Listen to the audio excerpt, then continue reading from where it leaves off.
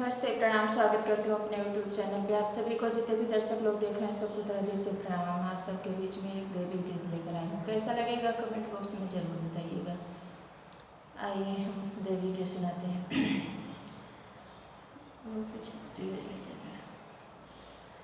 सबके तदैया मैया दियल घर मुखया सिसिया हो हमारे दैया ना हो हमारे दैया ना मैया गईली रिसाई हो हमारे दैया ना मैया गईली रिसाई हो हमारे दैया ना जऊ माई जगत मैया हमसे हाय रूसी हो तोहरे चरण ना हो तोहरे चरण में देत शीशिया झुकाई हो तोहरे चरण में देत